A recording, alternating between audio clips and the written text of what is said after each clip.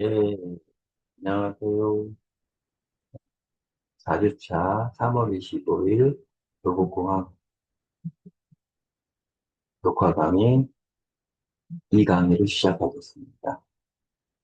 자, 화면 공유입니다.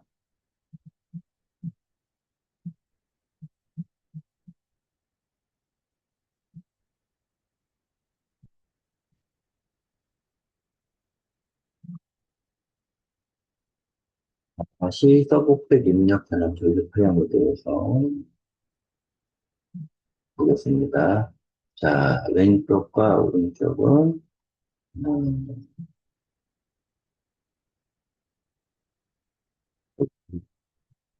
본장입니다. 배치 자체가 이렇게 다이오드의 배치 자체가 이렇습니다.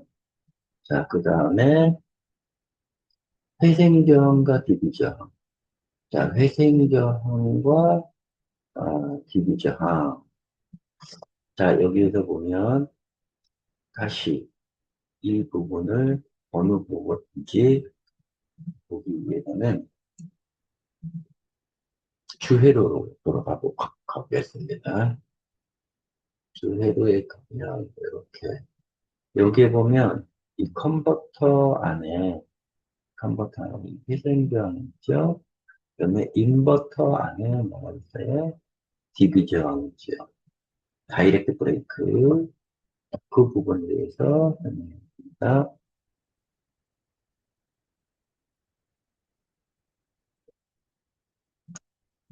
자, 여기 회생저항과 디비저항. 회생저항이 뭐고 디비저항이 일단 뭔지를 여러분들이 인식을 하면 더 이해가 좀 더 빠르겠죠. 여기 보면 자, 회생저항, 디비저항, 다이나믹 브레이크 둘 다 저항의 레지스탄스. 회생저항은 서버 온에 사용합니다. 서버 온, 서버 온. 자, 여기서 서버 온 얘기가 이제 이 용어가 나오기 시작하는데요. 이 서버 온은 뭐냐면 어, 모타의 모타의 서버 파워를 온시켜주 온시키거나 퇴근할 때 요것을 꺼놓고 가야 되겠죠. 자, 서버 오프할 온이나 오프할 때 거기에 필요한 저항입니다. 자, 여기 있는 회전 저항은 서버 온 시에 사용하는데요. 모타의 간속, 즉, 모타의 간속. 자, 모타의 어느 위치에서 어느 속도와 어느 힘으로 가기 위해서는 첫 번째 정지 상태에서 가속을 시켜야 되겠죠? 자, 가속을 시킨 상태에서 일정한 속도로 정속을 했다가 그 위치에 도달하면 감속을 시켜야 되겠죠? 그때 이 모타는 감속을 좀 해야 됩니다. 그때 그 의미입니다. 승강축의 하강식에 예를 들어서 승강축, 즉, 이렇게 생각하시면 엘리베이터의 승강축이 하강할 때, 하강할 때 어떻게 돼요? 중력의 영향을 받으니까 쉽게 내려오겠죠. 쉽게 내려오면 어떻게 돼요?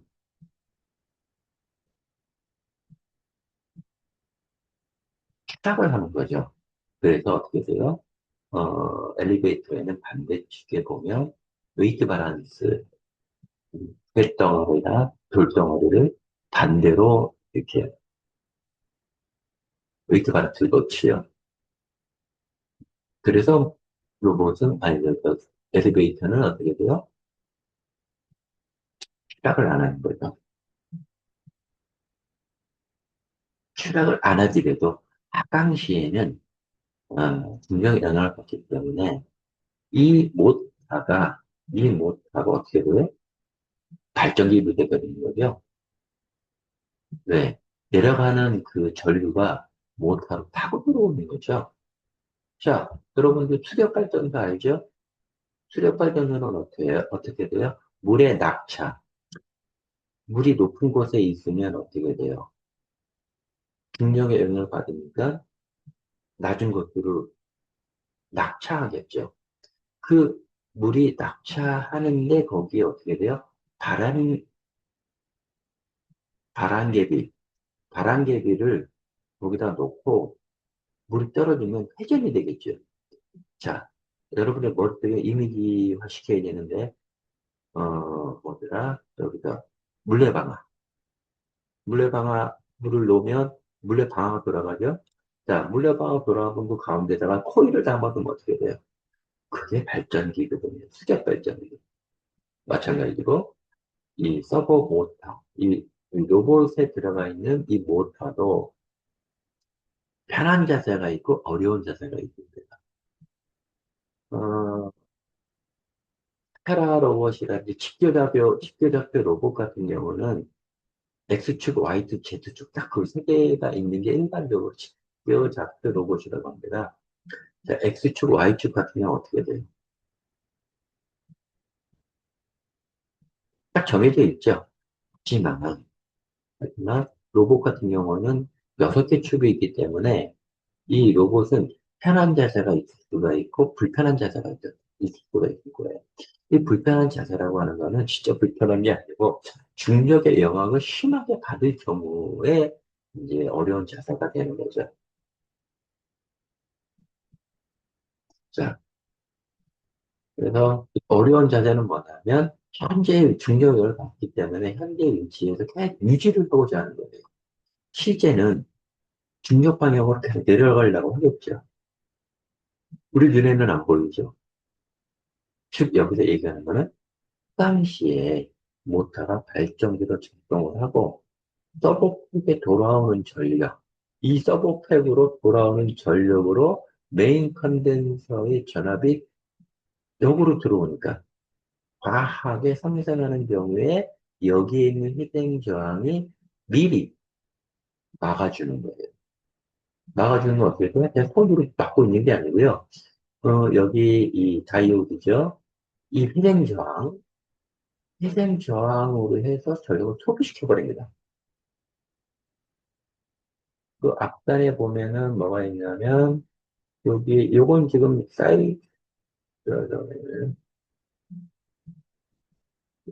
여기 회전전이 있고 이 사이트 방식에도 그다음에 제한 저항 방식에도 회전저항이 있죠, 그죠? 자, 여기에 보면 릴레이가 있다 그랬죠? 여기 저항 있죠? 도립전류가 심하게 많이 들어올 때는 이 저항이 카바를 낮춰서 이 컨덴서가 오버플로우 되지 않게끔 하는 게 이 저항이죠. 자, 다 충전이 되면 릴레이로 전류를 넘겨서 흐르게끔 하는 처럼 이 이 회생저항이 모터에서 역으로 들어오는 전류를 다 소모해서 이 콘덴서에 영향을 안 미치게 하는 거죠.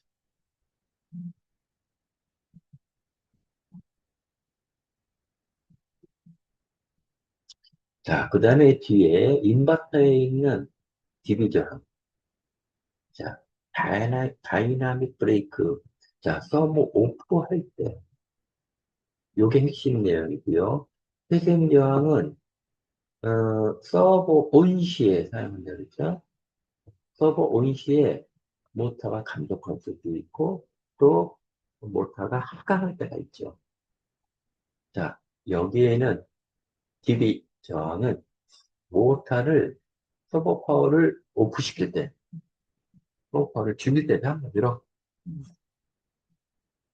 줄일 때는 어떠한 현상이 일어나냐면, 자, 서버 오프라고 하는 건 어떤 구성 요소가 있냐면, 알람이 발생했다든지, 이 알람 중에서, 어,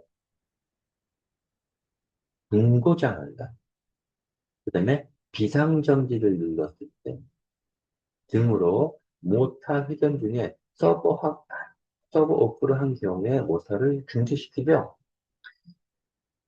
이때 모터는 발전한 전력수, 발전된 전력이 있죠. 전력, 소비하는 그 역할을 하게 돼요. 최종 앞단에서. 소비하는 것으로 부하 토크가 발생, 힘이 발생된다는 거죠. 모터가 정지할 경우에는 발전하지 않기 때문에 정지 토크가 발생하지 않지만, 지만, 지만,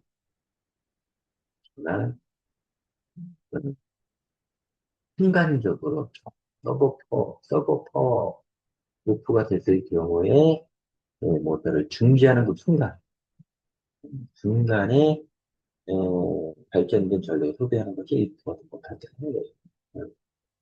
이걸 소비하는 게 얘입니다. 그 다음으로 넘어가겠습니다. 자, 이러한 기본 원리를 통해서 AC 서버 모터의 구동에 대해서 이야기해 보도록 하겠습니다. 자, 모터의 회전 원리. 자, 여러분들이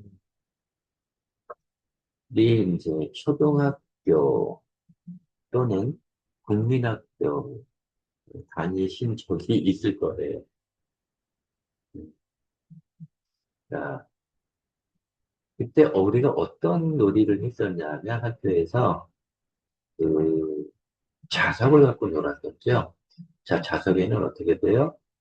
북극과 남극이 있죠. 자, N극, S극, 노스, 사우스, 북극, 남극. 자, 그래서 이 북극과 남극 책받침 밑에다가 자석을 놓고 위에 쇳가루를 얹어놓으면 네, 쇳가루가 N극과 X극 나눠지죠. 우리는 그런 것들을 봤죠. 실험했죠. 그래서 회전 원리 자석의 S가 끌어당기고 N은 SS는 밀어내는 것을 이용한다. 자, 한마디로 여러분들이 이, 이 자석이라는 것 당연히 있지만 우리가 전선, 이 코일의 전류를 흘리면 자석과 같은 움직임이 발생이 됩니다. 어떻게? 지금 요거 하나의 예인데요. 여기 보면 코일을 막 감은 거예요. 어디에다가? 쇠에다가. 쉽게 여러분들 이미지화 시켜야 되니까, 어, 큰 못에 코일을 이렇게 전도를 감아버리면 이게 자석의 역할이 됩니다. 자석의 역할. 방위작의 자석이죠. 주위의 자석을 근처에 돌리면 방위작에도 회전을 합니다. 회전을 합니다. 방위작에도 회전을 합니다. 공작기계 XY 테이블에 제품이 워크에 놓여져 있고, X는 4의 속도, Y는 3의 속도로 움직일 경우에 이 제품의 속도는 5입니다. 4의 자승, 3의 자승, 5가 나오죠? 아, 이게 피타고라스 그거죠, 뭐. 어렵게 생각하지 마세요. 자, 여기서 얘기하고자 하는 건 방향입니다. 방향. 꼭 직교가 아니더라도, 벡터의 합성은 간단한 거죠. 평행이동. 3, 4와 이쪽에 4일 경우에는 이게 센터로 이렇게 가겠죠. 그런데 이 XY는 항상 변하겠죠. 상황에 따라서. 그래서 4의 자승, 3의 자승은 5다. 자, 이게 뭐냐면, 게임의 왼손 법칙이라는 걸 적용을 하면 딱 이제 이해가 되는 거예요. 엄지는 돌체 쪽에 힘, 자속이 되겠죠. 자, 자, 자석에 미치는 영향이 되겠죠. 자, 여기 이렇게 뭐, 힘이 되겠죠. 여기 전류가 이렇게 흐릅니다. 전류가 이렇게 흐르면 플러스하고 마이너스하고 자석 이렇게 흘릴 거고 그거에 대한 발생되는 게 생기는 거예요. 윗방향으로, 엄지방향으로 힘이 생기는 거예요. 이게 연속적으로 되면 이 자체를 동그랗게 만든 거, 동그랗게 만들면 어떻게 돼요?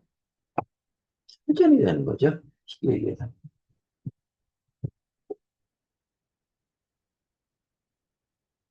이게 회전 원리입니다.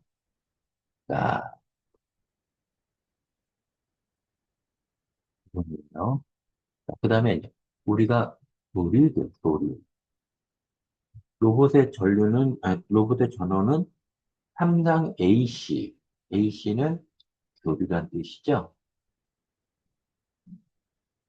교류, 코일에 교류 전류를 흘리면 거기다 발생하는 자개는 전류에 비례한다.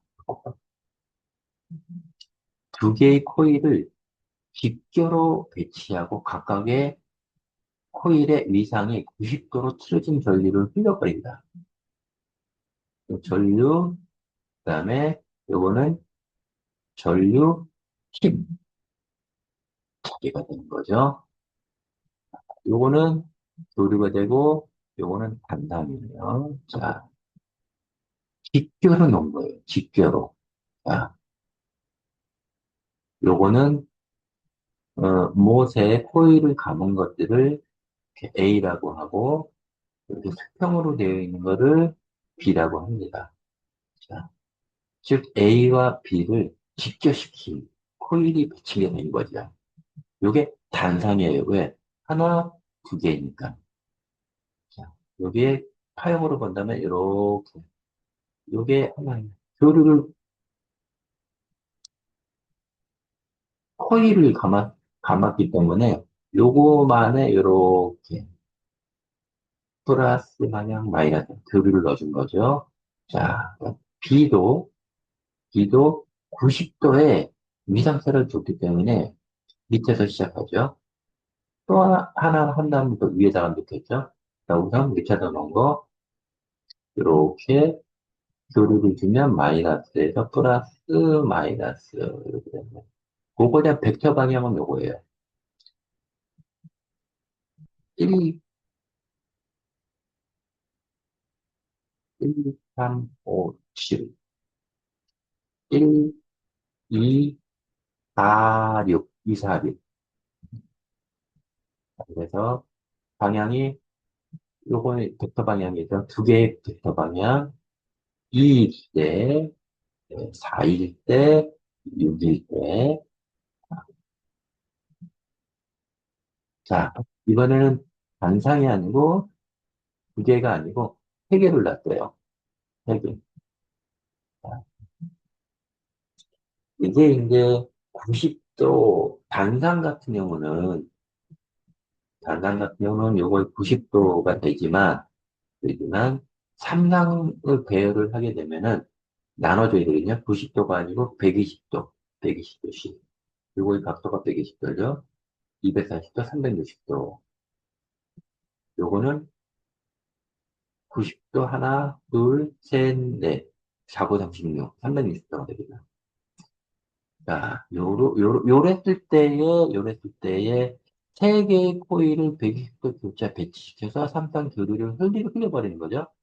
기본적으로 삼상 교류는 120도 이상이 틀어져 있고, 그림과 같이 코일을 배치해서 IU, UVW로 UVW로 흘려버리면 자개가 발생합니다. FUVW가 발생합니다. FU, FV, FW. 그런 것들이. 자, 제로에서 360도예요. 1, 2, 3, 4, 5, 6, 7, 8, 9, A, B, C. 그죠?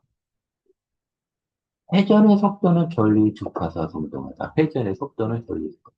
즉, 회전의 속도를 높이려면, 이게 핵심 키포인트입니다. 모텔 회전 속도를 높이려면 주파수를 짧게 하고, 속도를 낮추면 속도를 길게 한다.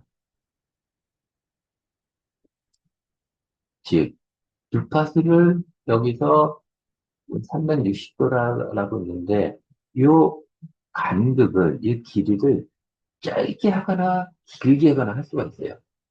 그 위상 제어라고 하는데, 자, 주파수를 짧게, 지금 하나를 본다면, 유상을 본다면, 이렇게 플러스 제로를 해서 마이너스, 이렇게 완사이클이죠. 완사이클.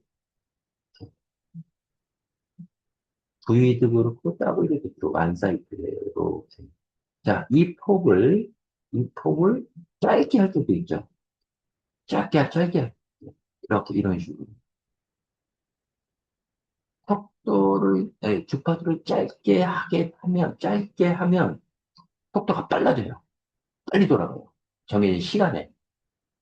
하지만, 얘가 이렇게 현재 눈에 보이는 이 파형이 한 바퀴라고 했을 때, 이거를 두 배로 더 길게 하면 어떻게 돼요? 반바퀴가 도는 거예요. 즉, 속도가 더 늦어지겠죠.